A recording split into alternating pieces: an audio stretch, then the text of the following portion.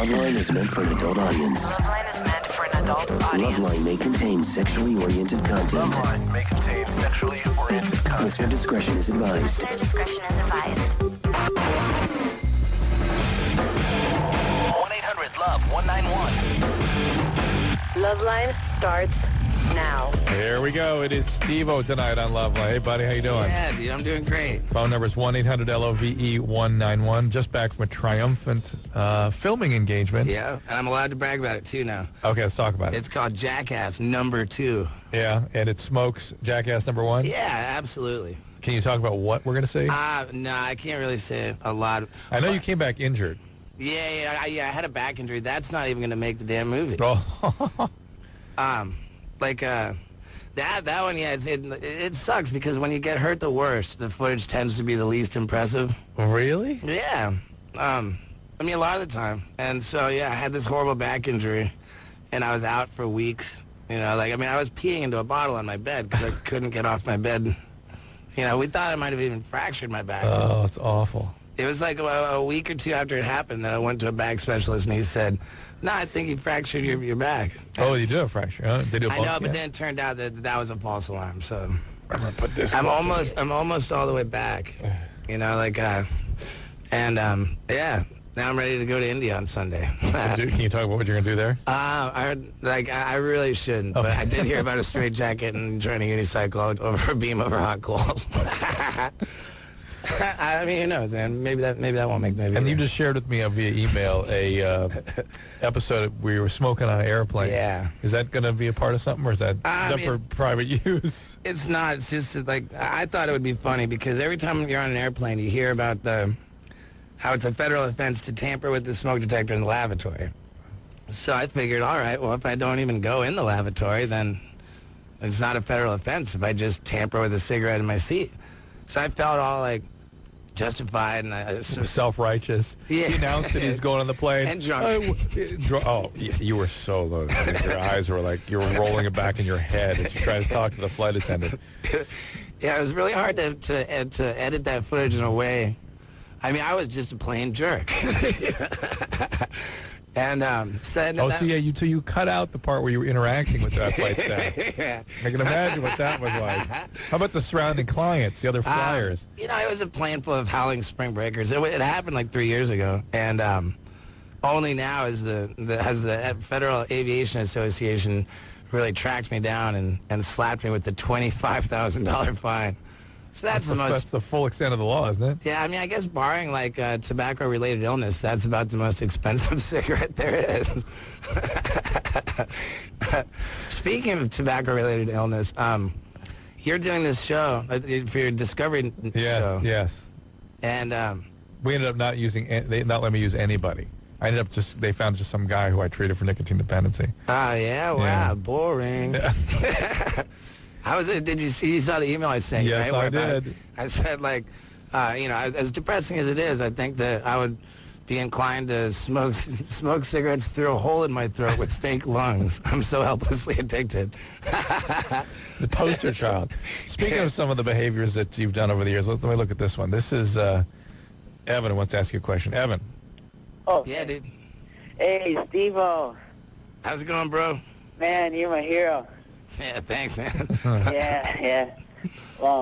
Hey, you know when you did the butterfly? Yeah. Yeah. I should explain for the people who don't know. Yeah. Hold on. Well, let him explain it, Evan. Hold on. That's when I took the industrial staple gun and stapled my scrotum to both of my legs. So it fan out. Yeah. Butterflies. It wound up not looking much like a butterfly, but calling it that was funny. Yeah. What about it, bro? Yeah. Did it leave any permanent damage or something? Because that's just a gnarly stunt. Yeah. I've probably stapled my scrotum to my legs. Close to 100 times. 100 times? I don't know. I've seen you staple, messages to your ass and things. Yeah. That was how it all started. Oh, I see. Maybe not 100 times. It looked like you were jumping pretty good with each slam with a gun. But the only problems I ever ran into with that were infected staple holes. One time I did my acrobatic double back maneuver where I flip my garbage back and forth and then catch it all behind my legs. Doing that after a half butterfly. Something just ruptured. My whole ball bag just turned blue, and Like it was really, really creepy. But yeah, no long-term damage from that, bro. So feel free to staple your garbage. Something just ruptured. And I don't know. I think so, man. Like Yeah, there are veins in there. Yes, they can blow. it was like real violent. Like Oh yeah, it's good times. How do you it hurts when you do that? Yes. yeah, but you know, I tend to have like thousands of people screaming before me, and that makes it pretty easy. All right, Evan, there you go. oh wait, can I say another thing? Sure, Yeah. bro. Yeah, me and my friends are starting up and making a video right now. Yeah, you kind of made me kind of be the way I am, because you made me think about thinking about becoming a stuntman because of how you like kind of influenced me. Oh, that's Right cool. now, I think I'm legally obligated to say that I don't support you in that. And just make sure your mom knows who your inspiration is. Yeah, I mean, That'd you're be nice. 13. That's horrible, man. There I go, breaking Even another you one. at 13 weren't inspired that way. You were in England wearing an ascot, as I recall. Not wearing an ascot, but yeah, I was just innocently riding my skateboard around. Mike, what's up? Hi. Oh my God, I'm on? Yep. Oh, cool. Hi, Dr. Drew. Hey, Mike. I just wanted to say that you're like the coolest person on the radio I've ever Oh, heard. you're very kind. And Dr. You want Drew's to the talk? man. You want to talk to Steve-O? yeah. Hey, There he is. Steve-O, Yeah. You inspired my friend Roger to like jump off his roof like 3 times with his bike, and he like nearly broke his neck. Oh yeah, well, it didn't like. What happened on the first try? That sounds like a one-take trick. Well, like he's like totally crazy, and he's like, oh yeah, I'm gonna make my own movie, and so he like told his friend to hold the camera and everything, and he jumped off his roof like 3 times in a row. It's crazy. Yeah, not a great move. I'm just thinking, like, what took 3 times about it, man? Was it like a tool shed or something? He didn't actually hurt himself. He had to make sure he hurt himself. I know that happens a lot of the time. He's got to follow Steve-O's sort of rule of thumb, which is that if you actually get hurt, it's the worst take. That's not always the case, but it can be. Yeah. Yeah, you know what's funny? As far as inspiring people, this is reminding me that it's casting time for Camp Steve-O again. Well, interesting you should say. I think we have a caller who called you last time, too. Danny? Yeah. Didn't you call before? Yeah, he worked at the summer camp and he had been fired. Yes. How What's do up? you know it's me? We just both remember it. We remember the We're call. smart guys, bro. Awesome, dude. Yeah, what's the latest? The latest is that the project's back on. Oh, really? Good for you. Yeah, we're doing it as I take over a summer camp facility in the mountains of Malibu, California, and I run it as we call it a de-wussification facility. So the goal is to take sort of average men, like guys who are kind of blowing their chance at life, you know, and could really use like some help not sucking so A bad. chance to learn how to break it out a bit. Yeah, and so it's like I'm gonna have this. So really- Danny worked at that camp when it was actually it- functioning. It's called Camp Shalom when it's not called Camp Steve-O. Basically what we're doing for casting is we're accepting videotaped applications. If you are a guy you know, Wait, I thought it was parents originally. it was now that we're I can't say what network we're doing on. But can they send the tape somewhere? Yeah, they can. Where?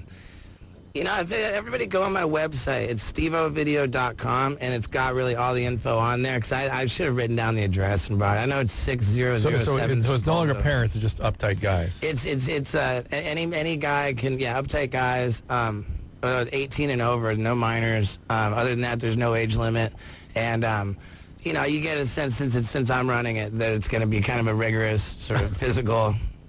Do you have to staple your nuts to anything? It's gonna. No, you don't have to staple your nuts to anything, but it's gonna be very therapeutic and giggly. Yeah. All right, Danny. Thanks. stevovideo.com for people who want to check it out. Good to talk to you, Sydney. What's happening there? Hey, Hey. I'm on? Yeah, you are. Oh, well, I was just wondering if I could get a little advice on the problem I'm having with my boyfriend. Okay. I had a big fight with him, and he actually has left, and he's with some of his friends right now. He's staying with them for a few days, and it was Friday. We had the argument, and Are you living with him? Yes. You're 17. You live with a guy? Yeah, I live with him and a couple of our friends. I have How old is he? He's Yeah. 19. Ooh, so isn't that statutory rape right there? You know, not in California, but I don't know about the whole living arrangement. Why? How do your parents put up with this? What the hell, Sydney? Well, they're okay with it Oh. because it's like supervised all the time. Oh. Oh, my goodness. Come on. Well, most of the time. Supervising, like who's supervising over here? Your boyfriend? Yeah. Right, the 19-year-old screwballs that live with you? He wishes. But no, with a couple that we're actually sort of roommating with, they're Why do you have to usually always live? there. Why this arrangement? So the supervision's by default. Right. Well, By the I wanted neighbors. to move in with him, and they said that, you know, Do your parents live nearby? they live nearby. All Not right, in the same town. all right, fine. Isn't Palm Springs like a pretty affluent area? Kind of. But anyway, about the fight I had with him, I was wondering if I should have been a little more supportive of him. But, Go ahead. What's the deal? well, a friend of his, he doesn't live near here. He lives near Lake Tahoe, is sick and very sick. I don't know what is the matter with him. I forget, but something with his kidneys that he needs a transplant. Mm-hmm. And apparently his family is calling all of his friends and family trying to find a match because he's like way down on the donor list or something. Sure. And so he would, I guess they think he might die before he gets a transplant.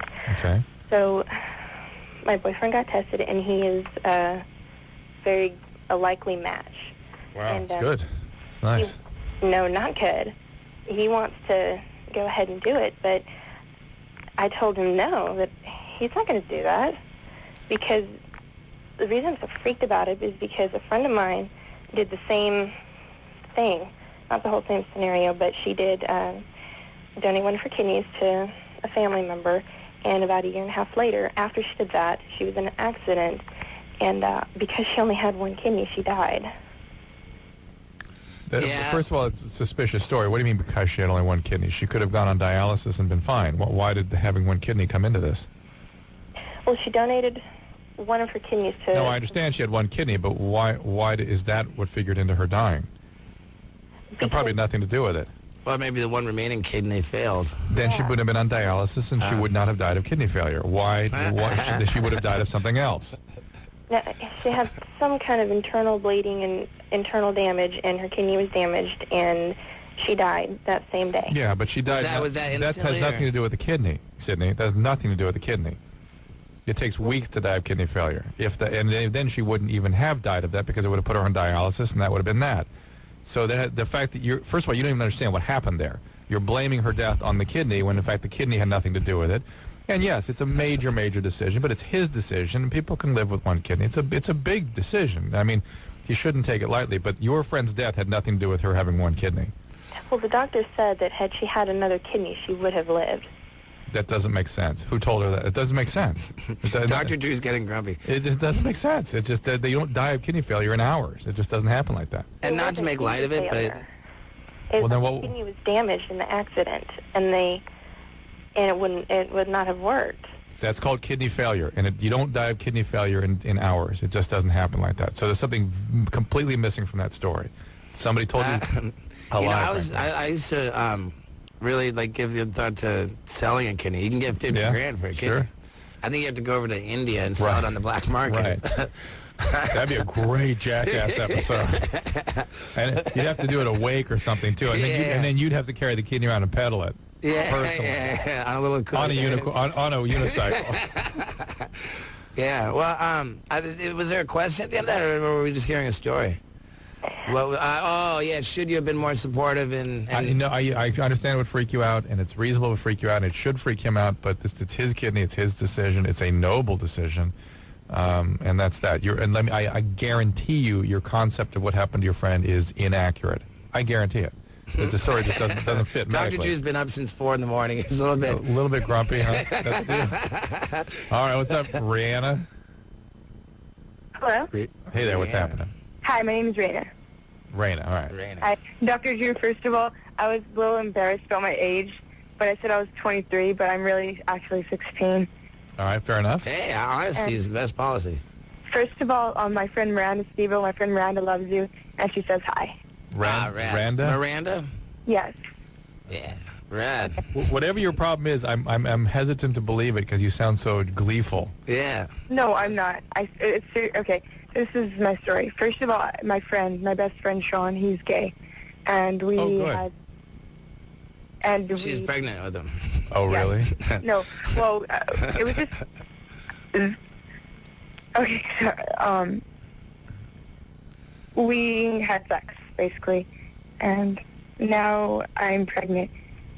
3 months, about 3 months, and I told him, and he actually wants to be a part of the child's life, and I really honestly don't want him to be, because even though he's my best friend and all, like, I don't Do you look want... like a man? I'm sorry? Do you look like a man? Do I live with a man? Do you look like a man? Do I look like a man? How do you get it up for a chick if he's You gay? look like a man. Well, we've been through this before. It's shades of gray that we're dealing in. I don't believe I look like a man. All right, Raina. Sound like a pretty cute chick, but you're 16, so you shouldn't have kids. Yeah, I first know. of all, I wasn't planning on it. Her mom had kids at 16, no doubt. Right? I'm sorry? How old was your mom when she had her first child? 22? Ooh, old lady. Yeah. Now, so you're saying you want to have this kid, but you don't want the father to be part of its upbringing because you feel like the kid's going to be laughed at school and stuff? Yeah, I just want my child to have a gay father. You know, like, I wouldn't mind him seeing the child. Obviously, I don't know what it is, but, yeah. I think that's sort of bogus thinking. I'm sorry, but... do you think that's what I'm saying. Do you think it would affect the child, or should I let him be a part of the child's life? Let him... I think it would be very positive. There's absolutely no evidence that having a homosexual as dad has anything adverse. What adversely affects kids is when their dad's never around. Like, before this happened, honestly, like, I would tell other people not to worry about it and to let it be a part of the child's life. Your real bigotry is showing up now that you're actually having a child. Yeah, and like, I've been conflicted about this. I always thought that that the argument for gays getting married was sort of just a moot point, like that really it's whether parents should, gay parents should be able to raise kids. You're becoming reactionary though. And then I was talking this with my sister and my dad when I was just home visiting, and my sister pointed out that these kids that live next door to us, they're like the coolest kids in the neighborhood. I love these kids, and they got 2 moms. And I was like, oh well, it's easier on kids to have, because my argument was that regardless of how good the parenting is, you show up at school with 2 dads, and it's got to have some kind of adverse effect on you.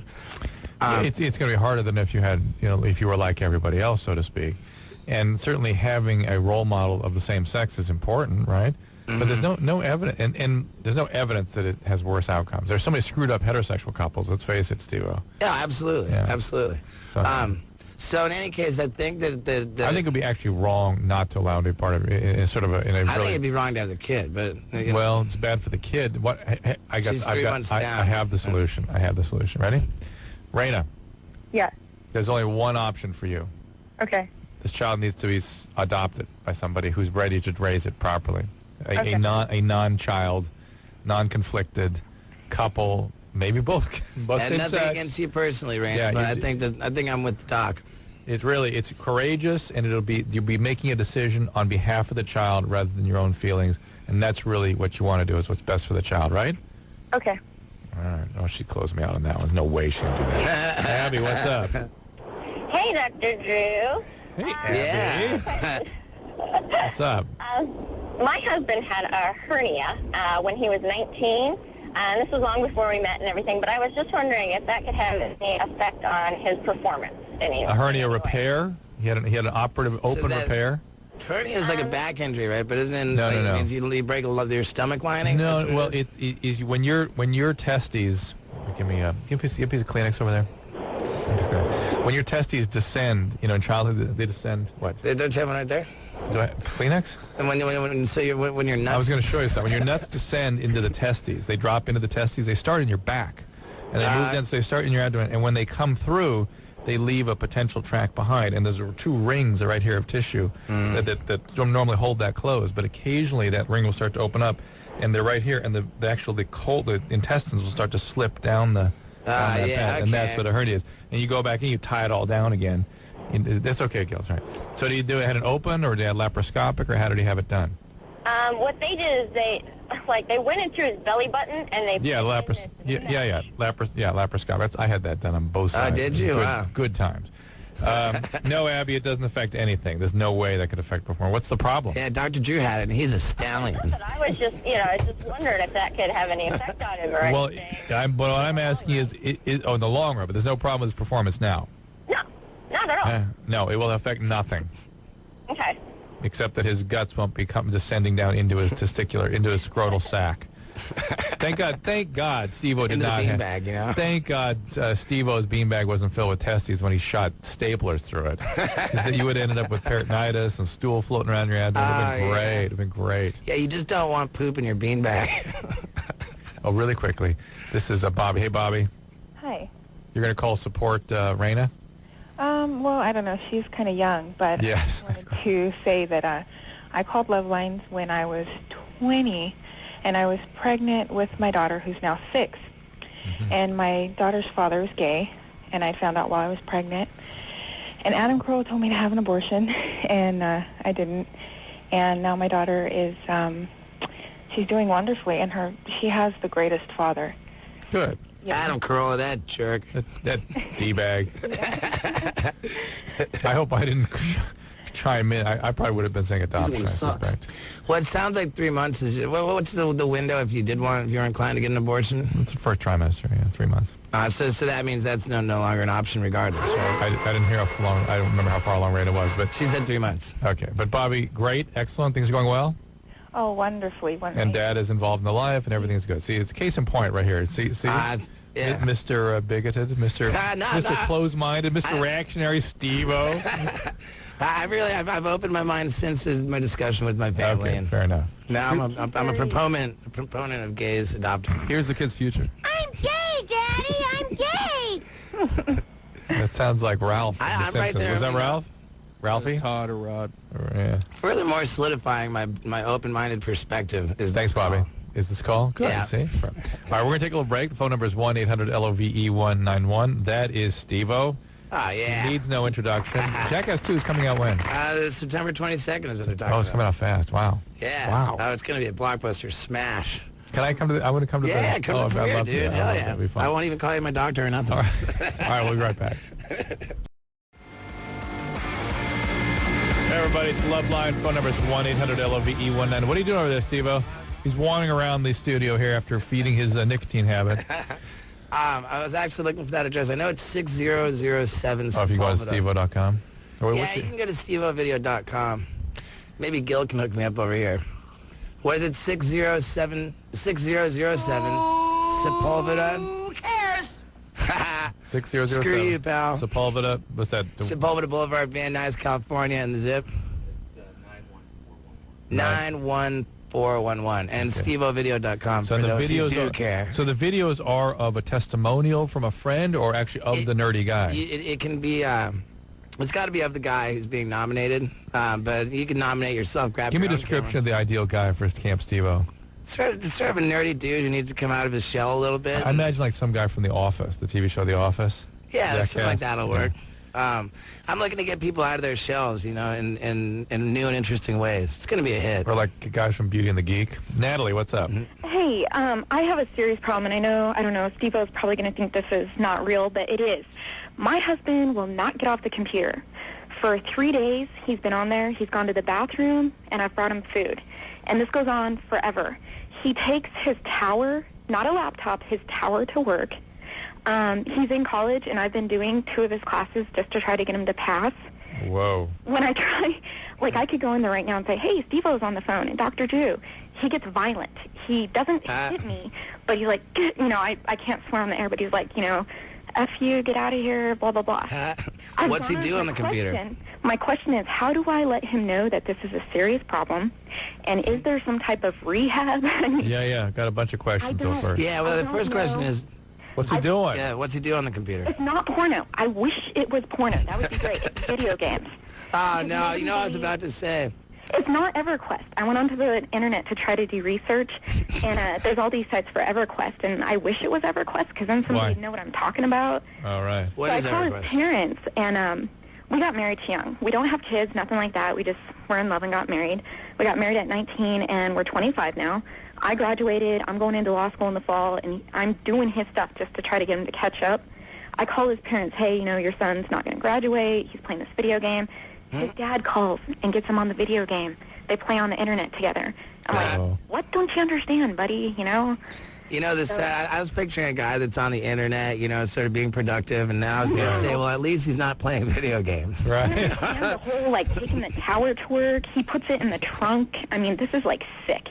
What is the now, game? when you say, she says tower, I guess what I'm imagining Computer, the big like, PC yeah, sort of. Yeah. Yeah, the big old box, you know, it's like 2 feet tall, whatever. Okay. He's gained a lot of weight, which I don't care. I love him, you know. Well, Natalie, I cannot see this without heavy drug use. The two got to go together. Okay, when I learned that he would smoke marijuana every now and then and not tell me about it, because I'm totally against that stuff. Everyone smokes weed. Hey, it's okay. No, I don't think so. So I started drug testing him, and he's passed. This is why you go to Walgreens and buy the hiding out from. You can buy the $15.99 drug test. No, it's not I have an urge to play video games. Yeah. There's another part to the story which I don't really want to get into a lot of detail, but my younger brother was killed in an accident, and my husband was involved. Oh, my God. So, yeah, and he refuses. I've tried to get him into counseling. He won't go. When he goes, he doesn't talk. Was it video game related? The death? No, it's actually... Gleeful about her brother's death. On the 27th, a couple days, it'll be the 4-year anniversary. It's Target practicing with a rifle, handgun, and it went off when my husband had it, and it killed him. Oh, my God. And his birthday is like 2 days later, so he's going to be... It's just a really bad time right now. But that's... All right, this is a major psychiatric disturbance, Natalie. It's not like a little bit of... No, I'm not kidding. On me. Well, no, I mean, this may be a sort of bipolar depression, and he's sort of in a fugue state, and this is sort of how that gets expressed. People that like to... What? I did put him on Zoloft, and I can't get him to take it every day. I, like, try to feed him his medicine. he needs to... Well, listen, I'm afraid you're... Probably, I don't want to... This is not a direction, but I have a feeling that what's going to have to happen is that he's going to have to continue to sink to whatever level he sinks to, where it becomes no longer his choice when he goes to a hospital for treatment. In other words, he is gravely disabled, it seems to me. But right now you're feeding him. He doesn't seem to have the capacity to feed himself, take himself to the bathroom, that sort of thing. Is that right? Well, yeah, he'll go to the bathroom, but he won't feed himself. I mean, he won't feed himself. Not really. So if you just stopped enabling this behavior and let him sink to whatever level, eventually, another 100 pounds. Well, eventually, what happens in situations like this, the police are called. The police come in. The patient is disconnected from reality, and you bring him to a hospital and you get things straightened out. So is this something like, should I just leave him now and, adios? It sounds like a really serious disturbance, frankly. I mean, it sounds funny because it's all surrounding video games. Right. But the fact that he doesn't sleep and he's spending hours in there and he's not able to take care of himself. And he's violent. Yeah, there's something very, very wrong. He's in some sort of How do I get him state. to realize? Because he thinks I'm stupid. He thinks, maybe you know what you ought to do? You ought to call the Department of Social Services and have somebody come out and do an evaluation. There may be ways you can sort of leverage him into better treatment. I mean, he's going to, if you didn't enable the behavior, if you didn't feed him and get him through his day and stuff, he would really sink. I've seen people sink to really extreme levels. I mean, I've walked into people's houses or had social services go in where the level of squalor is unreal, where they're living with their cats, but the cats are actually giant rats, and the stuff's piled, stool and debris and garbage piled up to the ceiling. And people will live in really strange, when they really get out of it psychiatrically, they will sink. Wait, now, is this guy only playing one video game? Or does he have like a bunch of games he plays? He has like a bunch of games. And okay. Hey, Drew, is there any way that you'd be willing to say something to him right now to let him know? He's in the other... He doesn't even know I'm home. I've been home for 3 hours. He doesn't even... Well, if the guy's going to listen to Drew right now, then... No, honestly, now it wouldn't be right for me to get involved. I'm just educating you about circumstances like this. You got to call social services. That's up to you, and you got to bring somebody in to get him properly. I wonder how much. I wonder how much of this. And like he's got his wife, and she graduated college, and he didn't, and she's off to law school. I wonder if there's any sort of... You know, I'm sure there's a ton of psychological stuff, but he is sinking into an altered state, and that's really psychiatric at that point. But do you think that the success his wife is enjoying, like... And the death of the brother-in-law and all this, there's a lot of heavy stuff going on here. Yes, a lot of things. I don't know. You know, too much, not appropriate for radio, let's put it that way. Yeah. Steven. Even? Yeah, what's up? Hey, I'm calling. It's not nothing. It's nothing, you know, gross or anything. That's more of a trust issue. Anyway, I got a beautiful girlfriend I've been with for 3 years. I was, you know, out of high school, sweethearts, and she's not gross or nothing.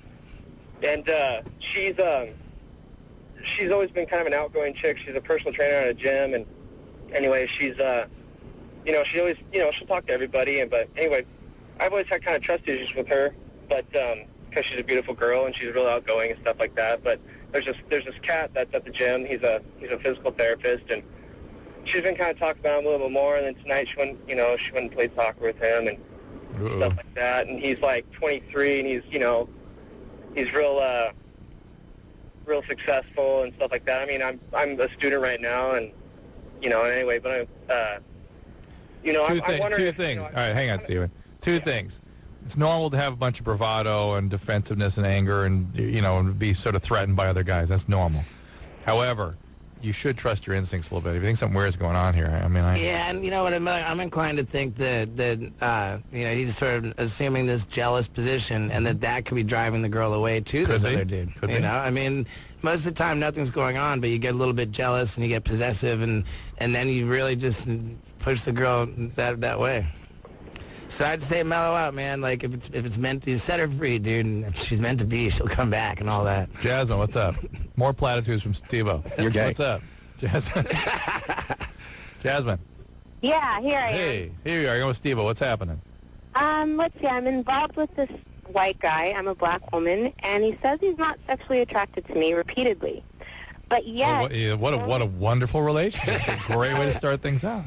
It's so pleasant, but I know, I mean, everybody says leave him, but it's really not that simple because I do love him a lot. But get this, the only time he wants to have sex with me, he wants to have anal sex. And it's not that I don't like anal sex, but it just gets old after a while, you know?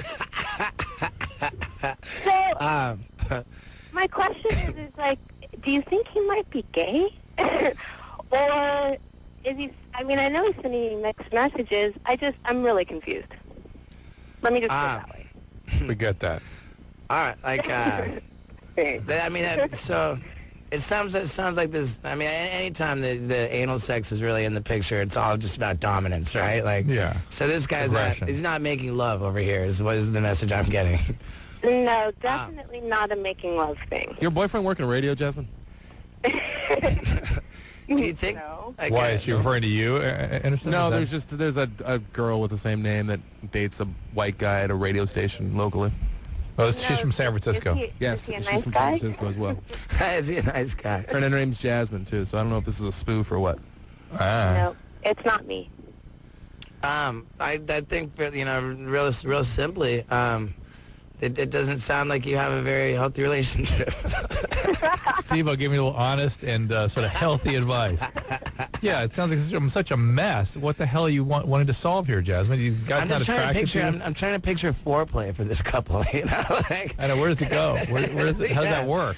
I mean, does he do like? I mean, not to be graphic or anything, but does the guy just bust out like a lubricant? And I mean, does he kiss you or anything? Usually, there's really no lubricant involved. Oh no! And we're not doing anything vaginal.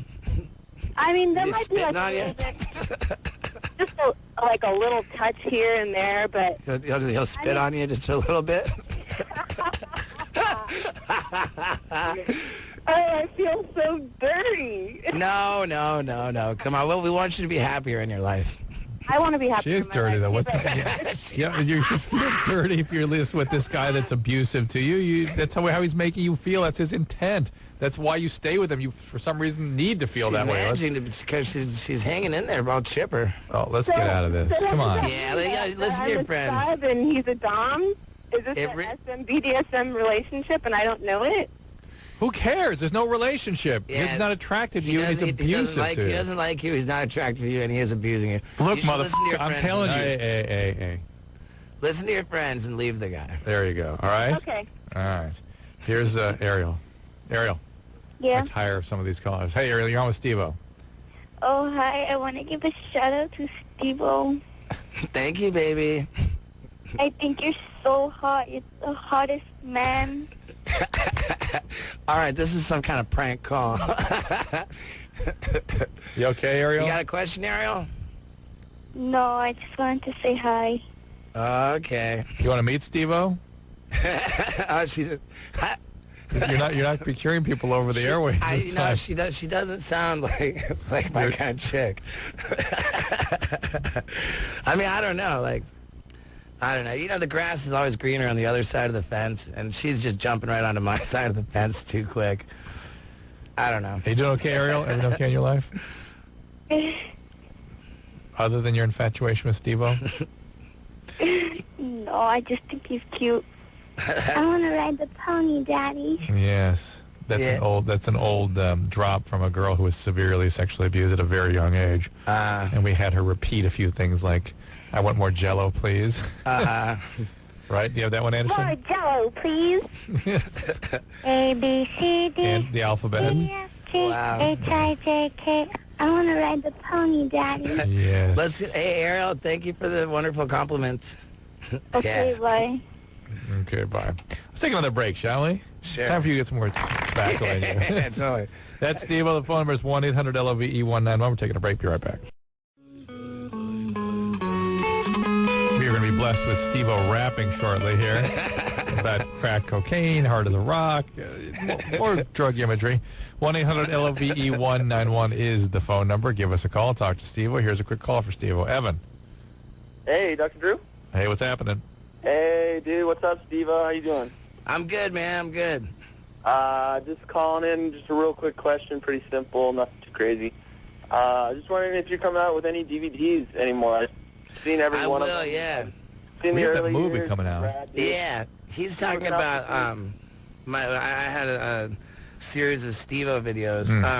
There's supposed to be another installment, but unfortunately, the people who I've been distributing the series with, they decided that they don't have to pay me. Oh.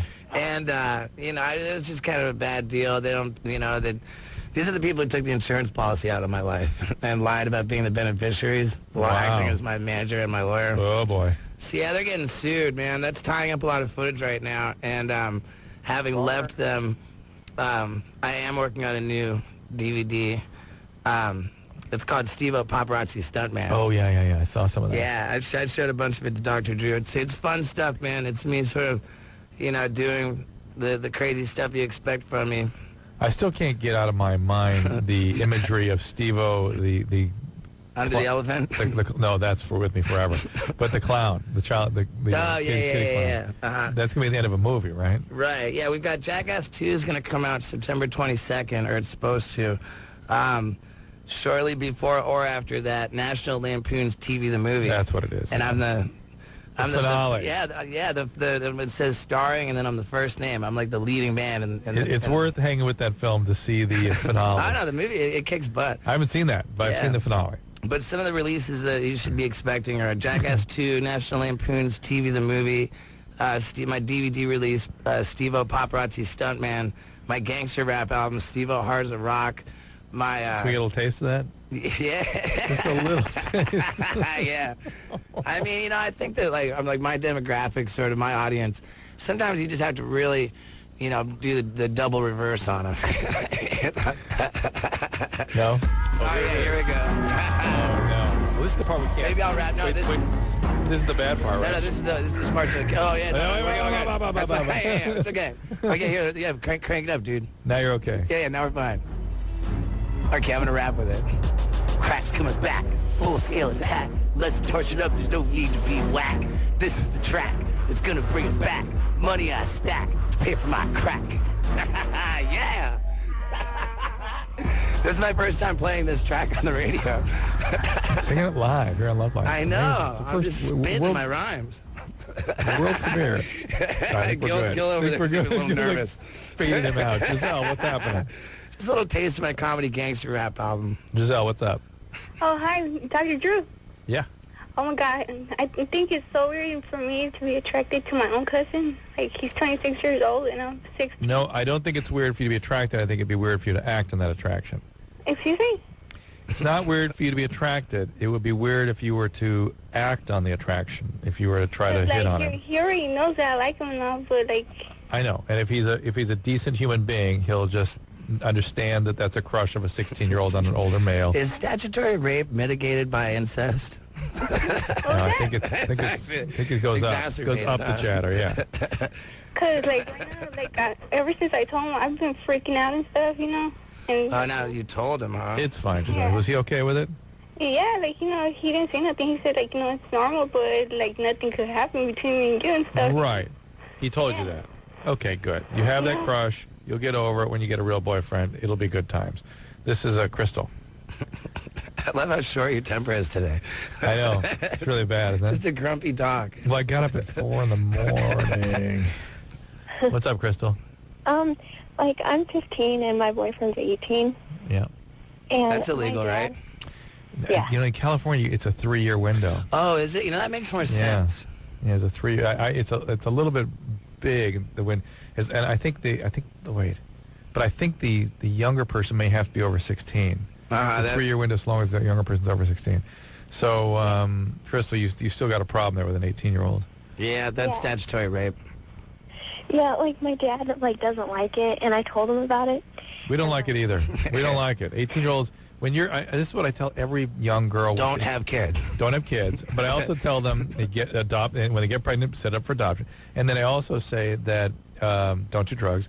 And I also say that when you are 18 yourself, when you're older yourself, and you look around and see your 18 or 19-year-old peers, and you think who the one is that would date a 15-year-old, you'll vomit at the fact that you had been the victim of one of those a-holes. You know, that made a lot of sense to me just there.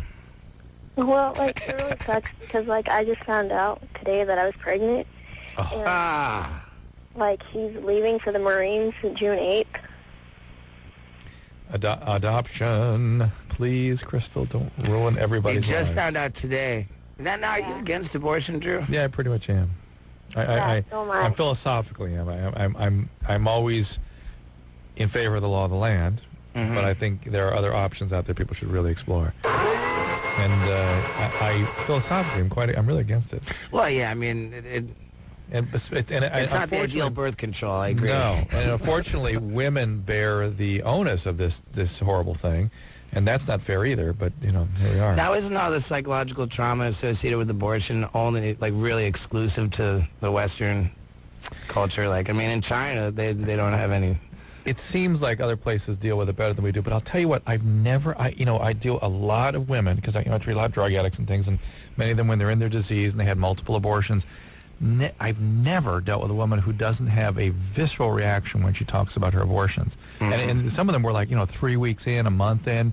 It's as though, and it's not even the potential and all, they just say there's something, they felt a deep sense of loss biologically when this happened. And, there's all this literature about, there's no such thing, but I just have never seen a woman not have it. Stigma. Like, I think it's an obligatory trauma that is only for us. So it's guilt. You're talking about guilt. Yeah. But I don't. It seems a little more than that. But anyway, so Crystal, whatever. How are you going to handle this? Well, I don't know. And then I found out today also that my parents are getting in a divorce. Come on. This is a bogus call. No, it's not. You're saying that all with the glib detachment, as though it is happening to somebody else. Is that because you're so traumatized you can't get in touch with any feelings about this? Well, I don't know, because, like, when I was 14, like, I ran away from my house, and, like, I got really drunk with these guys, and this 21-year-old took advantage of me. Yeah. And then, like, ever since then, I've just been, like, stuck to guys, and I can't get away from them. I don't know. And like, you're only 15, right? I mean... Yeah. All right. Well, this is sort of a meltdown mental health circumstance. This is, you've got the horrible stress of the breakup of the family. You've got a pregnancy to deal with. You've got rape and trauma. We need to get Crystal some help. How are we going to do that? I mean, I don't know. I'm just thinking of myself as a jerk because I want to say, get an abortion, you know. But well, that may be something that she ends up doing, but how's she going to manage that without? Yeah, how does she even get to the care people that'll do that? Listen, that's not the advice I'm giving. Well, but here's the deal: you go to a social services, child protective services, a local emergency room. Throw yourself on the system and say, "I need help." Okay, now I've got a question. Have you told your parents about this? To your parents, if you only found out today, I imagine your parents don't know, right? No. You could certainly giving your parents a chance. So yeah, I mean the thing is that they're really going to find out one way or another. Like the news isn't going to get any better the longer you wait. So I'd say like get your parents talk it out with your parents. Yeah, and I know you're angry with them. They're breaking up and stuff, but give them a chance to. Those are people that really care about you. Please let them help. Yeah, keep your parents in the loop, whatever you do, and good luck with everything. Steve-O, good news. You get to go outside and smoke again. Oh, rad. Phone number is 1-800-LOVE. I didn't even know this last time. LOVE 191. It's Loveline. That's Steve-O. We'll be right back. Yeah.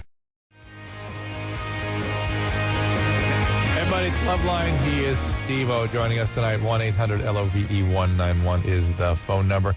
And Steve-O is going to have a huge, comprehensive, executive physical tomorrow, right? No, it's actually it's on Thursday. Thursday. And this is grown out of increasing pressure and immense anxiety on behalf of his family. Well, you know, like I really I've been, you know, so fulfilled in my Loveline experience, you know, and like I was trying to make my family proud of me, you know, and like I'd come off a show of Loveline and just think, you know, we'd be all excited leaving the studio, like, oh, we did great.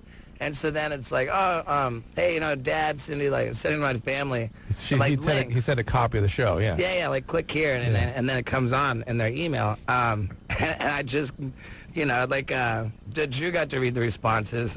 There was sort of a Pauline Kael length analysis of his behavior on Loveline. Yeah, and you know, my family, I really am so close with them. And there was some email that I had forwarded along in which I expressed concerns for my esophagus, saying, you know, that just, you know, with all my smoking and you know, the swallowing of glass over the years, and, you know, with the vomiting enough to creep out of bulimic.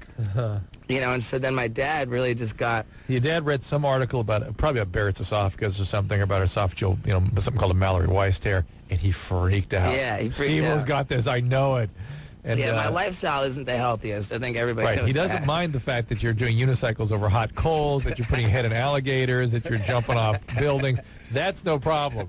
But your esophagus might have a little abnormal it's really cell funny. in it. My dad says, like, how's it possibly okay to be strapped in bloody meat swimming with sharks? And I'm like, well, Dad, duh, Manny's there. You know, so that's okay. But in any case, so my dad is... So so Steve-O included me in some of the threads of the emails, and Dad was coming on real strong with Steve-O's need to get some medical attention, which I thought was appropriate. Yeah. And so now I'm going for the whole goose. So I sent him for a comprehensive thing so everybody could calm down about it and get him good care. But mostly I brought this up to talk about how your family just slammed you for your Loveline performance, which, by the way, I miss your interrupting. It was a nice rhythm. Oh, yeah? Yeah, so you have to hold back. I'm sitting here, like, trying not to interrupt. His lip is actually bleeding from biting a hole in it. So it's all right. You can bring it on. So do you think I'm like? I imagine my family probably think I'm doing better this appearance. But I don't know how the listeners feel about it. Your family's not. How old is your dad? You know, and I was thinking. How old is your dad? He's 63. He's not a core age listener. I know. And I was coming back in from my cigarette outside, and I was thinking, man, I'm really blowing it out. I should say something filthy and inappropriate. You know? You got your sister on one shoulder and your dad on the other. I know. And so, okay, so on Thursday, let's just tell them what we're like. I'm going. They're going to be sticking stuff up my butt, down my throat. Everything. I mean, all done. I'm going in there and I'm just saying, look, you know, I feel like I'm in pretty good health. I smoke a lot, you know, like I have shortness of breath from time to time. If they try to get you to stop smoking cigarettes, call me about that, because there's a lot of misunderstanding about that, and you really have to get on a high dose of nicotine replacement to get through that first 2 weeks. The patches and the gums and the lozenges, you have to use a lot of it. I don't want that to become a Jackass episode where you have the patch all over your body and then go run a marathon. I can see that coming, but that's it. It's fine. I'm giggling. All right, let's take a call. Brandon, what's up? Hey, I just have a question about penis explosion. Oh, okay. Very well asked. What is it?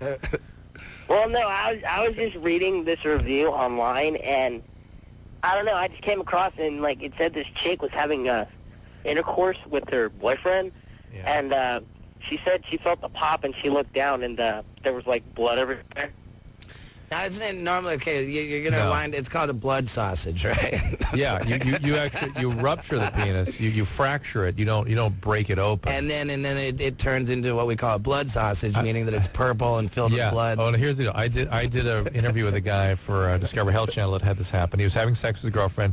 He kind of slipped back and went back in. And then you bam, and then you break the thing in half. And he immediately loses the erection. They heard this pop. He had a pain. He thought, oh, no big deal. He went to the bathroom.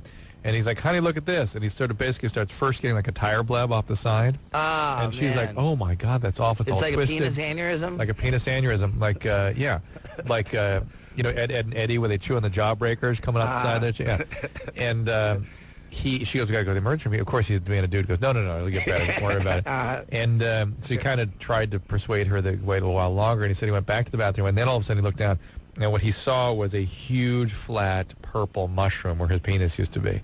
Yeah. Like the whole thing just fills with blood and flattens out. Blood sausage. And that's when he decided to go. Here's the comedy. They go, what are we going to do with the dog? They take it to the brother-in-law, and they're stopped at his house, and they're like, what? He's like, why are you going to the emergency room? He goes, well, I ruptured my penis. Of course, the guy starts laughing his ass off. And then he goes, no, look, stop laughing. Stop laughing. One look, and stop laughing. That happened to a friend of mine, a good friend of mine. It has to be surgically repaired. And that is not. You can. I did hear about a case in the emergency room in a county hospital I was working in, where a guy developed something called priapism, which is a painful, unending erection. And people sometimes, if they're sort of not educated, don't know what that is, they freak out and get panicky. And the wife says, "Come over here." She put it in the window, and they slammed it in the window, and that penis exploded. Yeah, and then it ruptures open. They have to repair that. I always get a pretty good giggle with the erectile dysfunction drug commercials. Yeah. You know, they say like, you know, like consult a physician if you have an erection that lasts longer than 4 hours. Yeah. You like that? I mean, I always just get a giggle. You know, like. I just picture this guy with a full-on Ranger. Well, the problem is it hurts. It can fall off, and like it hurts. No, it won't fall off. It doesn't tend to do that, but it tends to not work anymore when it comes back down. Yeah. So. You know, I'm so happy with my premature ejaculating ways. Oh, we haven't talked about that yet tonight. All right, Brand, thanks for your call. All right, somebody was telling me that they used your technique, the masturbating technique. What yeah, the chicks dig it. Caller. You know, I mean, like the thing is that it's inherently like being every kid. You know, when they're masturbating, like the ultimate nightmare is for mom to walk in and catch you, right? Like I mean, it's the most humiliating and petrifying thing for a guy to even think of. So then it just kind of follows that the men aren't really open about it, you know. Right. And so. So you're saying you're more evolved than most men. I mean, I remember my mom caught me one time. I was 18 years old. My mom caught me, you know, and I just kind of like froze, and you know, I was like really pretty. It was pretty traumatic for me, but You didn't give him the Steve-O laugh or anything, right? No. So I don't know what I must have gone through some kind of change, like a switch from not wanting to get caught jerking off to. You compensated. You went the other way. Yeah, and I mean, my philosophy is real simple. You know, no means no. You know, a girl doesn't want to fool around, then that's fine. You know, you don't harass the girl, but you reserve the right to give yourself a little banana massage. You know, and half the time that turns no into yes. Of course, unfortunately, then you're halfway home. There's you not much. You don't care. All right, let's hear from one of your fans. Julie, what's happening? Hi. After that lovely sort of poetic prose. Totally. She really wants me now. Yeah. Where are you at, Julie? I'm in Julie? Reno. Oh, Reno? All right. And I have just got to, I can't believe that I'm talking to you. Oh, my God. I am so obsessed with you. Everything that I have your sneakers. I've got your song laying on my headboard. I've got pictures of you all over the place. I'm getting your face tattoo. I am like you know, now I'm fan. You're fat. I don't want you to get my face tattoo. I think that if you're get her face tattoo. Get your face. Really, a true homage to Steve-O is to have your own face tattooed on your back. Exactly. With doing the big thumbs up, though. Yeah. Because I really, when people tell me that they're my biggest fan, I actually kind of take offense. You know, because I'm my biggest fan.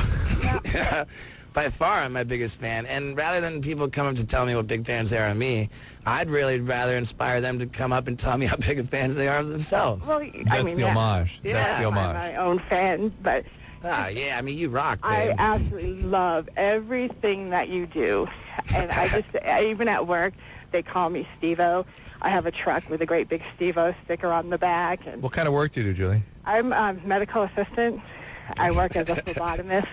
Nice. A phlebotomist? Wow. Yes, I do a lot of stabbing and just abusive stuff, I guess. There really is an art to that, you know? Yes, there is. That can either hurt or not hurt. And it's so funny because just everybody teases me all the time. They'll come down and say, "Hey, Steve-O," and "Hey," and you're just... Well, Julie, what can Steve-O do for you tonight? I probably can't say it on air. Well, no, this is Love Line. You can, as long as you don't use, bad words. I just, you know what? I'm just I cannot believe that I'm even talking to you. Do you have a boyfriend? Huh? Do you have a boyfriend? No, I've been a widow for the past 3 years. So. What happened? Oh, my husband died, that's all. Of what? That's all? Of what? Suicide. Was he a drug addict? Huh? Was he an addict? No. He was just depressive. I guess. Yeah. Did you have kids? Yeah. How many? One. Okay. That's pretty heavy. Right? Yeah, she was 10 months old, but... Oh, my. And everybody always says, are you dating? Are you going to ever get remarried? And you know what I always say? Only if it was Steve-O. I have one of his friends that stays, comes here, and he goes, "What would it take to sleep with you?" And I said, "You know what?" I said, "You'd have to put the Steve-O mask on." He goes, "Is that all?" Do you have a Steve-O mask? No. I've never even heard of those. But I would get one. Yeah. My little girl, she just turned 3, and she's crazy. I mean, she sees like a world globe, and she'll say, "Ooh, wow, boys." And she'll Steve-O, and anything that is leopard print. Oh, my Steve-O blankie, and she's got Steve-O everything, she thinks. Anything that's leopard print, she's Cheetah. Crazy, too. You know what's wild? I was out to lunch with my dad. In Florida, and then I came. This is like a week ago, and then he sent me this newspaper clip, saying sightings, whatever, the Palm Beach Post, and said Stephen Glover is sitting at the name of the restaurant, munching on a Caesar salad and a cheeseburger, and I'm thinking, wow, I'm getting pretty famous. Like, people care about what I eat and where. Just today, I went into the Jackass office, and some celebrity gossip website had a story about how yesterday at the Mac store, I had my credit card declined. And then I pulled out a second credit card, and that one was declined, too. I was actually pretty proud of that, Is that true? Yeah. I mean, I honestly don't even know why. Maybe it's because of all the money spending I did in Vegas. Oh, what happened? And I mean, I don't gamble or anything, but I was just there, and I got myself a suite at the Venetian and What is this? Well, I went out for a wedding. I wound up staying a couple extra days. But, oh, my God. Yeah, I was just spending money like crazy, and I have horrible credit, but I don't know, like, it's like this celebrity gossip website. I think they were trying to embarrass me, but that's damn right I have bad credit, I'm not even that rich. Proud of everything bad you have. All right, Julie, we're going to say goodnight to you, all right? These little tiny things that I do are getting attention. Like, when people pick on you, just the fact that they even brought you up, they just kind of kiss your butt, right? You spell the name right? Yeah. Julie, we're saying goodnight, okay? Okay. Julie? All right, good luck. Good night. Bye. So remember Julie now. You need to remember her. Yeah. Jasmine. I don't think I go for chicks that are like such big fans. Yeah, it overwhelms you. Yeah. Jasmine. Hello? Hey, what's happening? Oh, hi. I just want to say I love Steve-O. And I have a question because I have a girlfriend who messed around with her best friend, and I just can't get over that. Even though we were not together, it's like I can't get over the fact that she messed around with her.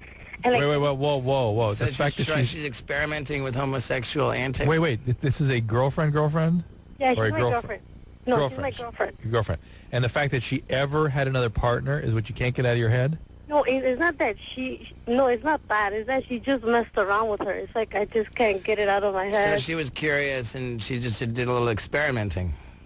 I don't know, because, like, we weren't even together because, like, I was afraid to get with her because of my mom, because, like, she'll find out. and then like she said that she did that just to forget about me. But Oh, it was when you, I see, when you were still trying to get together with her. yeah, and then like I see. and then my mom found out, and like she doesn't approve of it, and like right now she thinks So we're it not had been- together. Well, that's a perfect way to sabotage your relationship if that's what you want to do. How would your mom have reacted if it was you that was doing the fooling around? She that's the point. But she said that. No, see, her mom found out that they're together. Okay. And that was what she was afraid of, but she found out anyway. See, she broke up with the girl for a while because she was afraid of the mom. And while they were broken up, the girlfriend messed around with somebody else, and she's flipped out now about it. I don't know, Jasmine. Nothing really to say except either get over it or end this relationship. It's very simple. Yeah, and maybe this was just to make you, to make you jealous, and yeah, or maybe she was angry. Yeah, sure. Like, who knows? Like you were able to blow her off, so I think that you got to toughen up on this one. All right. Oh, okay, thank you. All right, whatever. Old Grumpo over here. Mr. Grumpy. I'll be better tomorrow. Steve was in tomorrow night too. Yeah, tomorrow night's gonna be rad. I didn't smoke any pot like before my nap. I mean after my nap. Your second nap. Alex. Alex? Oh, man, only one call. Caller who goes by Alex? Wait, let me see. Maybe I did. Alex? No. Let's do another rap song with Steve. Is that there? Can we get Smoke the puss. Smoke the kush. I don't. So would you start traveling again tomorrow? Or in a couple days? I go to India on Sunday. Where do you go in India? But we're gonna go everywhere. But I mean, where do you land in? You know what I'm Kathmandu or something? Tell me about the on Thursday when I go in for this big medical. They have to sit down. Okay, I'm not like starting tomorrow night at 8:30 p.m. I have to fast. I'm not allowed to eat. Right. I go in there, like I have like this whole schedule of events. It's gonna cost me like $5,000. I know, it's a big deal. So I go in there, like they have to be sedated at one point so they can ram a. Tube down here, or up you or whatever. So that's like my dad said that my stepmom had that done, and that he literally passed out in the doctor's office when they. What's it called? Endoscopy. Endoscopy. Well, they went from behind. He passed out. The one from above, they always put you out for. Yeah. No. But he just watching my stepmom have it done. Oh, I see. Oh, your dad is a lightweight. Wow. No wonder he freaks out about all this stuff. And he said that it would probably be great footage. I'm really like. That's a good point. Maybe you can make a Jackass piece out of it. I mean, I don't know how Jackass it is, but I just think that it's notable for me to go in there and say that I feel like I'm in pretty good health. Do you know, for Discovery Health Channel, I did a colonoscopy on film. The whole that's thing. the one up the butt. That's one up the butt. I did it about 6 weeks ago. Now, did people complain about that being uncomfortable? Yes, it was uncomfortable. It was my third one. Oh, I really enjoy them. Isn't that just like a kind of an enema? No. It's a 9 foot. It's a 9 foot tube about the size of your thumb. Yeah, and it's a fiber optic telescope basically, and you go. Now the thing is, like the pain of these procedures aside, I like what's creepy. You're asleep. You'll be fine. Oh, I'll be asleep that one. Yeah. Okay. What's creepy is just the prospect of sitting down in a doctor's office saying, "I want to know everything that's wrong with me." Like. I mean, it's hard for men to do that, especially. It is, I mean, like there's this mentality that, like, I'm invincible. Don't ask a question that there's no such thing as a good answer to. Right. I don't want to know. Yeah, like. No, I mean, here's the part you're gonna find. You're gonna find a little airway obstruction from your smoking. Wow. You're gonna find a little bit of liver stuff from whatever else you're doing. You're gonna find the treadmill test. Your endoscopies are gonna be negative. And that's gonna be that. I've been so good about just getting absolutely drunk lately. I mean, for years. But the hard drugs, like, I've been really good about steering clear of them. Instead, just rap about them. Okay, yeah. Alex, what's happening? I never smoked crack in my life. Good. Alex, what's up there? Hey. Yes? Yeah, what's up, baby? Yeah, you called a radio station. Would you like to talk to us? Oh, grumpy Dr. Drew. Yeah, what do you got, babe? Well, I have a boyfriend. And my best friend, I'm suspecting that they're having sex. Who, your boyfriend and who? My best friend. Oh, it always is, isn't it? Yeah. Totally. There's this chick I really dig whose best friend humped her boyfriend, and that's why she's available. Yeah. I'm available. Alex, what makes you think this is happening? I'm sorry. Well, he never, like, he never has sex with me anymore, and, like, whenever I'm not around, he's always hanging out with her. That's not good. But usually when guys are cheating, they start doubling down. They get on their best behavior. Unless this relationship is really just kind of winding down, which if it is, let it go. When guys cheat, what happens is they become the jealous, possessive, overbearing guy. They become convinced that the partner could be doing what he's doing. Yeah, like, exactly. I mean, a guy who's not cheating on his girl is laid back, trusting, and then as soon as he cheats, then all of a sudden he's overbearing and possessive and jealous. That's very true. I'd say that's going to be your most surefire sign that he is cheating on you. Right, but it does sound like that relationship's kind of winding down a little bit. Come on, let's go. Oh my God! Remember when we were at the penthouse mansion in New York? Yeah.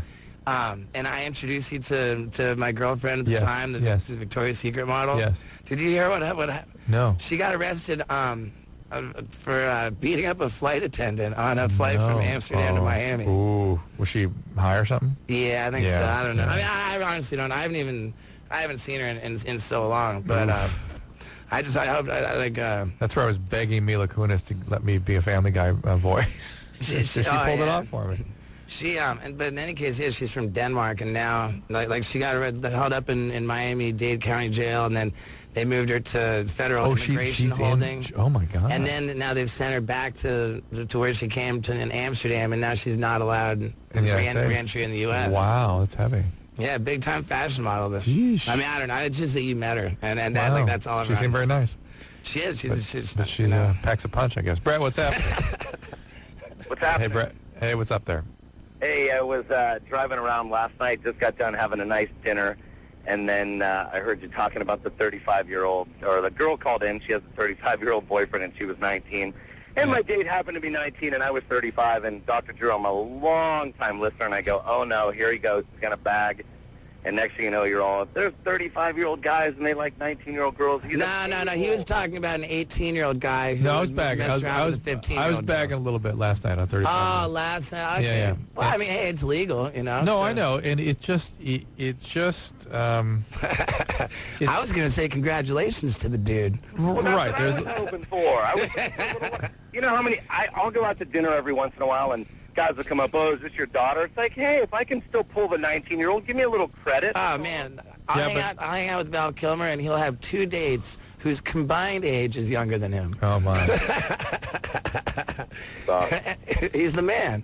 We understand that what your priorities are so vastly different than the 19-year-old's, and the 19-year-old does not have any idea what's going on. So you're really exploiting that person. And if that doesn't bother you, enjoy. Yeah, but let's say if it was a 35-year-old woman and a 19-year-old male, then the 19-year-old would be exploiting the 35-year-old female because she's going to be wanting to get married and tie down. Sometimes, but more often than not, again, even when I've dealt with 35-year-old female with a 19-year-old guy, the 35-year-old female has just come off an abusive relationship. This is the way it always, 90% of the time, is the way it boils down. She's just come off of a long-term abusive relationship. She doesn't want a relationship. She wants a boy toy. The guy means nothing to her, and he's kind of okay with that. But it's explicit. He means nothing. And then eventually somebody kind of develops some feelings, and then it's a whole mess. Yeah. So, and with your case, Brett, look, the way you talk about it is these aren't girls. These are objects. If that were my daughter, I'd be so angry. And believe me, he's just mad anyway. I've had some upset fathers over the years, too, believe me. Yeah, and because the girls, it's to protect the girls. I don't care if you want to date somebody young, that's fine. That's up to you. They're adults, but get it mid-20s at least, so somebody who sort of understands the landscape a little bit. You got it. I want to let you know I've listened to you for years. This is my first time ever calling in. I'm a huge fan. Where are you calling from? San Francisco area, north of San Jose. Just on my way back from the Sharks. They won the playoff game tonight, and nice. They faithfully listen to you every single night. And well, I support you. I just want you to just shift it up a couple of years. Are you with the 19-year-old right now? No. I went with some friends to the hockey game tonight, so she's at home. But it was so funny last night because I knew right when you guys talked. Did you turn the radio off so she couldn't hear it? I text her. I looked at her and I go, he's going to bag on me, watch. And there he was. So, oh, I'm glad I'm so predictable. Yeah. All right, Brett, thanks for the call, buddy. No problem. Well, you know what, Take hey, care. dude. What? I just wanted to know if you nailed her. Brett? Of course. Yeah. Oh, dude. I've just got a I did that. Yeah, I just had to do that. wave of nausea. I had to do that for my family. All right, the phone number is 1-800-LOVE-191. We're going to talk to Rose. Here you go. Here's Rose for you, Steve. You can read what it says on the board here. We're going to break. Hang on a sec. Yeah. What, that one? I was going to say to Natalie, it's absolutely true. What's Natalie? Heard cocaine use as a laxative, right? And then Rose, want to read that one? Okay, it has boobs that are wow. Huh. I'd have to give her a physical myself. All right, fair enough. We're going to talk to Rose when we get back. To Steve-O, Dr. Drew. We'll take a break. Be right back. That's right. It's Loveline 1-800-LOVE-191. Steve, are you okay? A little coy look as you came in. No. I was just thinking, God, my timing's so good. Yeah, it is. Remarkable. He sets down. Anderson gives us a little countdown going into the show. 3, 2, 1. That's when Steve-O's ass hits the seat. Right there. Yeah, and we've got some great calls right We here. do. Let's talk to your favorite. Rose, what's happening? Hi. Hey there. You're going with Steve-O. Hi, I love you, Steve. You're so cool. Thank you, baby. After reading all these mean things people were writing about me on the internet. Yeah. Even though they spelled my name right. This is gonna Thank you. This is going to sound really bogus, but it's so true. I'm 14, turning 15 in the next couple months, and I'm a 40E. 40E. Oh, okay, 40E. Are you kind of heavy overall? Yeah, but some people say it's not that bad, but I find myself to be, like, morbidly obese. How much do you weigh? Like 230. But I'm Well- also 6'1". Oh, my goodness. At 14, 6'1", 240. So now you're going to have your boobs reduced? Is that what you're saying? That's what I'm wondering. I don't know. I mean, the thing, like, I think proportionality is the key. You know, I mean, a man can let a lot of things slide as long as the boobs are big enough. I also think you ought to focus on health. And you're not morbidly obese, as you sort of think of yourself, but you are perhaps unhealthy. And you could stand to lose, 60 pounds, something like that. And let's see what happens. And my friends are like, you don't even look that fat. And I'm like, no, you guys are lying to me. And they're like, your boobs look way too big, but you don't look that fat. Well, then if you lose a little bit of weight and keep the They boobs may go just down. as big. Right, they may go down a little bit. You know, I mean, what's wrong with big boobs over here? And, I don't know, like, people say- Steve-O's lobbying for you to preserve what you got. Yeah. People say they're ugly, so I'm like, oh. No. Who said that? My friends. So you don't have a boyfriend? I've had lots of them. Now, okay, so lots of meaningful relationships, I assume. Well, I had one guy, and he kind of proposed to me, but he was kind of high. Oh, boy. High on what? But, like, I've had, like, lots of screwed up stuff in relationships. Like, the last guy I dated was 22. Well, and you're 14. I keep forgetting. Well, So, Rose, here's the deal. You're way too young to consider a surgery. You ought to work on losing weight and exercising and all that things that enhance your health, and then see where you are. Okay. Slow down with the boys a little bit, please. Girls, we talk to a lot of women that have the large breasts, and they always say the same thing, which is the girls are jealous. They call me a slut, and the boys are, won't look at my face. They're busy looking at my chest. And it's got to feel bad. You'll one day see it as probably an asset that's a part of you that's good. Right now, at 14, 15, it's got to be hard to manage that. yeah, just don't do anything. I mean, Don't think about like cutting. yeah. I mean, if you have a weight issue, then lose some weight. But and people don't have diets to reduce There are their lots boobs, right? well, they do. They're mostly fat there, and they will lose that as part of what they lose overall. Yeah. So it may go down quite a bit. Kelly, what's happening? It's back pain that you want to. Yeah. I Kelly? just have to say that, Steve-O, you're really funny and you're really good looking, but when you open your mouth, it's repulsive. You're fine until you open your mouth. And living in a small town, I really think that you should do something that's good, show something good, because I see so many kids filming themselves doing the most ridiculous things What does that have to do with me opening my mouth? because they talk like you. They act like you. They dump into dumpsters and... Yeah, but those are what they actions, do. not words, baby. I mean, if you're going to pick on me, at least know what you're talking about. Well, some of the things that you say are repulsive. Like what? Oh, I can't even She doesn't even know what she's talking about. It's okay, baby. I've got pretty tough skin. There you go. Keep moving. Let's see. This is Sierra. Sierra, what's happening? Hi, I'm 18 and my boyfriend's 18 too, and I was just wondering if his penis is going to get any bigger. Uh-oh. What's the problem? Well, it's kind of small. I mean, he's proportionate. He's a pretty small guy. What are we talking here?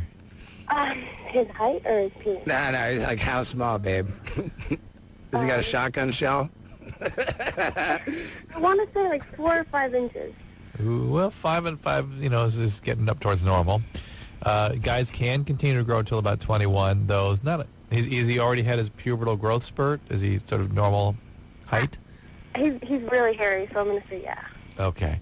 And, well, that's pretty much going to be him, I suspect. You may be a little difference here and there, but... He might want to brush up on his cunnilingus skills. Oh, no, he's good at that. Oh, okay, sweet, All sweet. Right, good. Excellent, good times. Are you in school now? Are you in school now?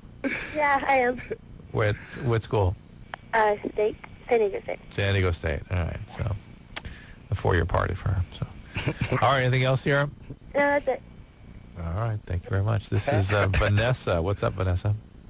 Hi. I'm a 20-year-old virgin, and yeah. well, my question to you is: are guys willing to wait for virgins? The right guy, maybe. Wait for marriage, you mean? Yeah, because I'm not. Initially, I wanted to wait till I got married. Right. And now I'm just kind of iffy about it. I guess maybe because my past relationships. What happened? Well, my first ex, I was with him for about 4 years, and we never had sex. And he even proposed to me and everything, which I was way too young for that, now that I look back. I thought you were going to tell me a bad story. This guy sounds like a good guy. No, he was in the Army, and he lied to me about deployment and never left, and he just went on, like, a sex spree. See, aren't you glad that you didn't hump that guy? Yeah, while I was in college, so, like, I didn't really know. We're about an hour away or so, so. All right, so what is the question exactly? I wanted to know whether guys will wait for me. Will I, like, are there you made it this far. that are willing to wait? Yeah, I think there are. And in fact, I've talked to a number of couples that waited until marriage, and they felt as though, I've encountered this a few times across the country, where they feel like they really were able to create something special as a result. They certainly don't feel that they were left out or that they wish they hadn't. And another question is, because a lot of my friends say that I'm not going to, like, listen to them either because they're no experts, Yeah. They say that if I wait, then what if he's not compatible in bed with me? Yeah, I understand that's a question, but again, I've not seen that happen very much, interestingly, that the couples that I have spoken to, I've spoken to a number that have waited, they never say things like that. They always feel like they've created something special, and they're pleased with it. And compatibility is something that you can work towards regardless, right? Well, right. You can sort of work that out, exactly. Yeah. Amanda, Yeah. what's happening? Oh, Steve-O.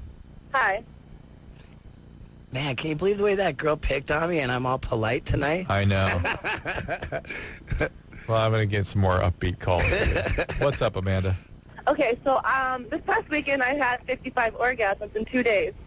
Oh, okay. Girl. Is that, like, unusual for girls to do that? What are you like gloating over here? Yeah. It's a special. I'm just like, I was talking to my friends, and my friends are all like sexaholics, and it's never happened to them. Yeah, that's a special breed. They're basically the way the female orgasm works is only a small percentage of women are able to have multiple orgasms the way you're describing. That's a small number. I remember a story that you told me. Damn. What's that? that the reality is that women like you tend to orgasm easily with intercourse, tend to not like direct clitoral stimulation, don't like oral sex, but can have lots of orgasms with intercourse. Yeah. And there's no refractoriness. It's one right after the other. Yeah. And while over 50% of women cannot have an orgasm with intercourse and can only do so with oral sex, which is the exact opposite extreme of you, but you represent a very, very small percentage of how women function biologically, and this is something that's genetically set up. I can't switch Amanda to the majority, nor can the majority be rendered into an Amanda. Now, I know we've been through this before, but now these multiple orgasms, which I'm so skeptical about, it's like when you're on an airplane and the airplane dips, right? There's no beginning, middle, and end. Yeah. Like, these aren't orgasms, are they? No, they are. But they're you want them not to be. I would actually. But it is a different biology than the one big one that men are used to. You know, guys always think they're lucky because they don't have to deal with menstruation. For 55 orgasms in 2 days, I think I can handle being on the rag. And the problem with the girl. Go ahead. My boyfriend, he went like 4 times, like right after another, and I just thought it was unusual because. Yeah, a 19-year-old guy can have. Yeah, again, but right after another. Well, like, they can have sequential. They need a few minutes in between. While you need only seconds in between. When I was 17, I ejaculated twice into one condom. Nice. I had the girl on top, you know? Yes. And so I was able to sort of... Not a great idea, because usually it'll slip off in between there a little bit. Well, I was 17. I know, I'm just saying. So, how does she know she came 55 times, I wonder? Yeah, I don't know. Tommy Lee claimed to have done it 30 times in 24 hours. Himself? Well, he counted, but 55 for a girl to count? Yeah. Did you count? The first night was 12 times, and then like the rest were just the second night, and it was amazing. It seems like you'd like skip roping, you know, like one. Do you have one of those counters like the umpires have? Flicker thing? Yeah. No. Sorry. All right, it's fine, man. One of the problems girls like Amanda have, women like Amanda have, is that they don't know when they're done. They go till exhaustion, basically. Yeah. Right? Is that how you decide when you're finished? Are you a gusher? Am I? Yeah. Yeah. 55 gushes? You don't gush every time, though, Amanda. Yeah, it was good. So I just wanted to share that. And but like it's so now, like kind of like with Tommy Lee, you got to figure nothing's coming out on the 30th round. Right. So her gushing capabilities are probably right. She'd turn inside out or something after that. So. All right, that's Steve-O. The phone number is 1-800-LOVE-191. I'm Dr. Drew. This is Loveline. We're going to take a little break and be right back. Hey, everybody, it's Loveline. Steve-O's making a wish. Yeah. I'm picturing the guy with the 7-hour boner, and he's just like, man, I've had this boner for 7 hours, and I just wish it would go away forever. Priapism. That's what happens. Hey, excuse me, Michelle, what's happening? Oh, hi. Okay, I'm seeing this guy, and we'll be sleeping, and like in the middle of the night, he'll just start masturbating, like next to Attaboy. in bed. Happens to me all the time. The Steve-O technique. I don't know. Is that weird or is that normal? Because I don't understand why he wouldn't get up and go to the bathroom. Nah, because he needs you to inspire him, babe. I mean, like, you know. Are you having sex normally with him? I mean, frequently? Yeah. Is he groping you while he does it, or is he trying to be sneaky about it? I think he's trying to be sneaky because I think he thinks I'm asleep. That's for jail, babe. Is it possible he's asleep? He's like half asleep, so like... He's doing some sleep tugging. But I've approached him about it because, you know, it freaks me out a little bit, and I told him, I'm like, okay, did you know that you do this? And he's like, well, if you say I do, then I guess I do, so... I mean, it's possible. No, it's possible he's doing it in his sleep and doesn't know it. It's possible. But he does know he does. Is that what happens during wet dreams? And Sometimes. Like at first he's half asleep, but then he wakes up, kind of, so... Maybe does he's he like finish himself off once he wakes up? What's that? Once he wakes up, does he finish himself off, or is he all embarrassed? Yes, he does. Yeah, well then, what are you player hating on him? It feels a little bit. It also feels a little bit a little aggressive towards you. Does he complain that you're not having sex frequently enough? No, because even sometimes like we'll have sex and like maybe if he doesn't get off or something, like he'll think I'm asleep and then in the middle of the night he'll do that. Well, why doesn't he get? What's happening there where he's not getting off? That's kind of a problem, isn't it? I don't know. He doesn't, not all the time, not get off, but sometimes he does. Sometimes you just got to pull out and rip off the rubber and just tug your own dong. And like sometimes even if he does, he'll still, we're not doing anything that night. Like I said, he'll just wake up and he thinks I'm sleeping, but I'll just lay there and I'm like, oh my God, he's doing that. And I don't say anything. You keep repeating the same thing, Michelle, over and over. What do you want from us? What can we do Somebody for you? once said that sex is great, but it's not as good as the real thing. I forget what it was. I don't know if he's like just some kind of freak or if that's like something that guys do. I don't know why it bothers I've you. never I mean, had it's your that. boyfriend, right? You I had think some it's a little weird. It's a little weird. It shouldn't bother her the way it does. It's weird that he either A, doesn't include her in it, or he doesn't totally exclude her. In other words, he should be doing this in secrecy or with her. There seems like there's some level of dissatisfaction with the sexuality in this relationship. I know. And the fact that he sort of secrets this is kind of weird, but does it in the same bed with her. It's kind of weird. He's not thinking of Michelle when he's beaten. The bottom line is this is not the routine behavior of a guy. That's not the usual behavior. Michelle wants to know, do you guys do this? No, guys don't usually do this. But it's not over the top. I know Steve-O does. But you do it out in the open, though. Yeah, big time. Yeah. Jackie, what's up? Hey, Hey. So I just started having sex with this guy, and he's got his dick pierced in a few places. A few places? Like afterwards, like, for the... Hang on, I just want to say that I just witnessed Steve-O turning gray. Just the idea of a few pierces. Just signing up for an open sore on your penis is just not my We had a guy call the other night that got a bacterial infection in the piercing, and then it ate through the penis, and he lost the penis. Had to have it had to have surgery taken out, and the whole pelvic area just exonerated. I mean, like, even I'm the guy who staples his nutsack to his leg, but, I mean, I steer clear of the shaft. But the point is, these are not trivial procedures. You can have severe reactions to it. So what's up? Okay. Well, I was just wondering, because afterwards, like, I was having some discomfort, like, really bad cramping that I've never had before, and I was wondering if that could be from them. Like, I was, like, if he wasn't healed up, right? Do you have a condom on? No.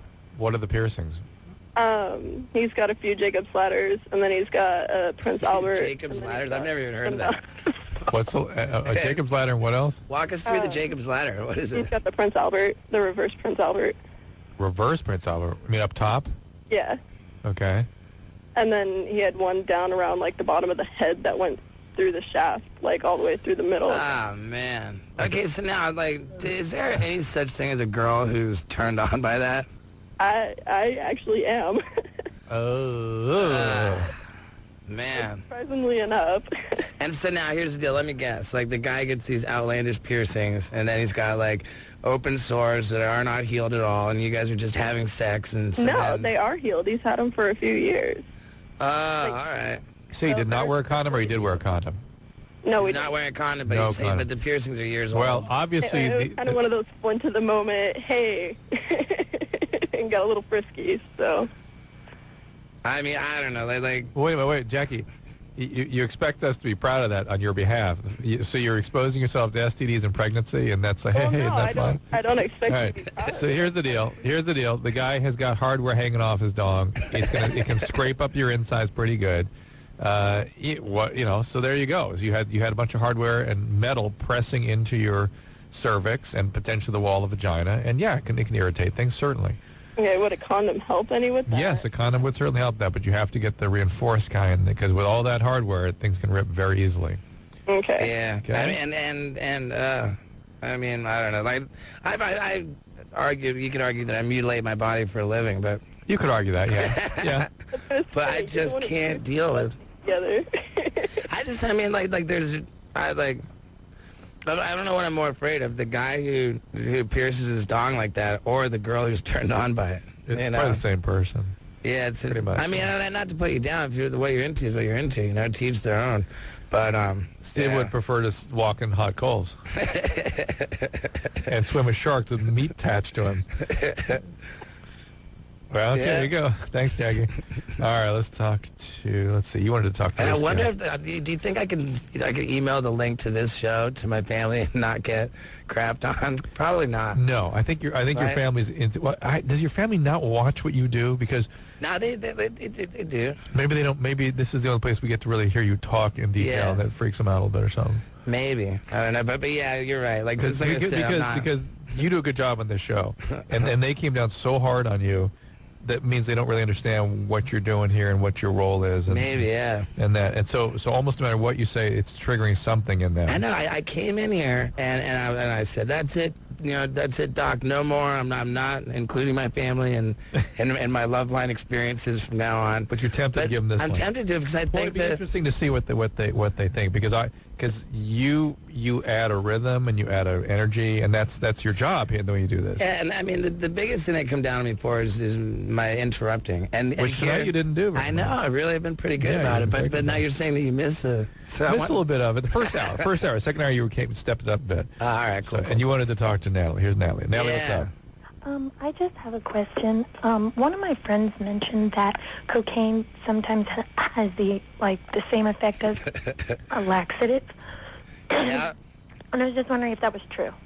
Yeah, I mean, to be honest, like, if the laxative is what you're working for, there are better ones out there. If you're looking for a laxative, then becoming a cokehead isn't really the best way. I've actually heard it can be constipating some people too. I mean, I'm not looking for a laxative. I thought it was really bizarre, and I just, out of morbid curiosity, just wanted to know if that was true.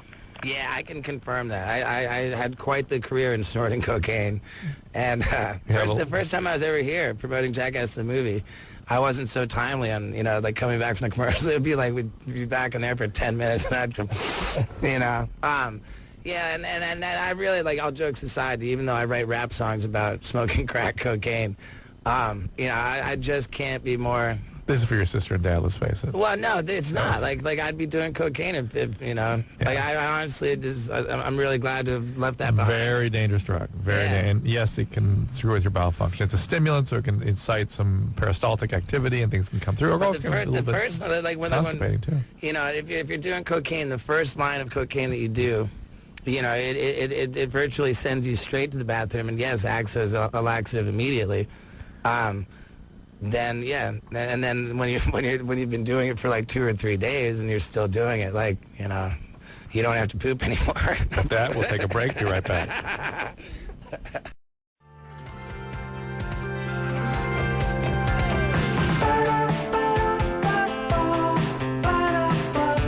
There you go, another Love Line in the can. Thank you, Steve-O, for joining us, and he'll be back with us again tomorrow night. I'm going to try to be a little bit less reserved. And that strikes fear into my heart, and hopefully all our listeners as well. Yeah. So I was trying, I'm not even going to let my parents or my family listen to this. You might spoil I really don't think so, because I don't think they're going to see any improvement, and I'm leaving them out of it. Or maybe just send it to them. Know the kind of work that you do.